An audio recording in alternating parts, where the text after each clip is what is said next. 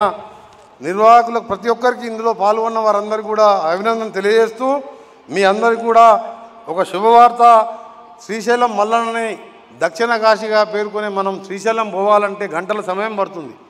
రాత్రి వేళల్లో మనం ఘాట్ రోడ్లో ప్రయాణించలేం. దాన్ని నేను R&B నేషనల్ హైవే మినిస్టర్ అయిన తర్వాత ముఖ్యమంత్రి గారు నేను పట్టుదలతోని మన్ననూరు అంటే అక్కడి నుంచి శ్రీశైలం 52 కిలోమీటర్లు ఒక ఎలివేటెడ్ కారిడార్ కావాలని కేంద్ర మంత్రి గడ్కరీ గారిని కలిసి కోరగానే వారు స్పందించి శాంక్షన్ చేయడం, అది DPR స్టేజ్లో ఉన్నది. ఒక 6 మాసాల్లోనే టెండర్ పిలిచే కార్యక్రమం చేస్తూ శ్రీశైలం వెళ్ళి రావాలంటే ఉదయం పోయి సాయంత్రం వరకు హైదరాబాద్ 3 గంటల జర్నీ తగ్గుతుంది.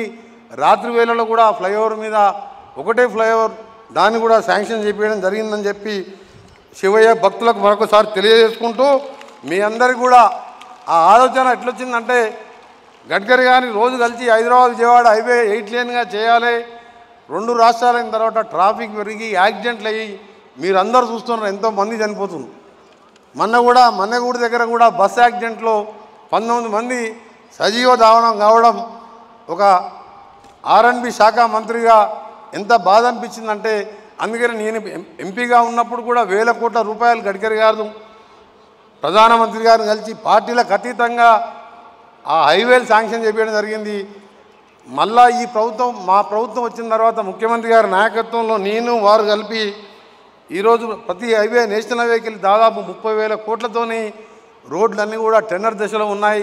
హైదరాబాద్ విజయవాడ జాతీయ రహదారి కూడా 2 మాసాలలో టెండర్లు పూర్తి చేసుకొని మార్చి నెలలో 8 లేన్గా చేయబోతున్నామని భక్తులందరికీ తెలియజేసుకుంటూ 2 తెలుగు రాష్ట్రాల ప్రజలందరూ కూడా మంచిగా ఉండాలని మరొకసారి ఈరోజు ముఖ్య అతిథి నా పేరని చెప్పి చౌదరి గారు చెప్పారు, కానీ అది కాదు. స్వామీజీ కంచి కామకోటి పీఠాధీశులు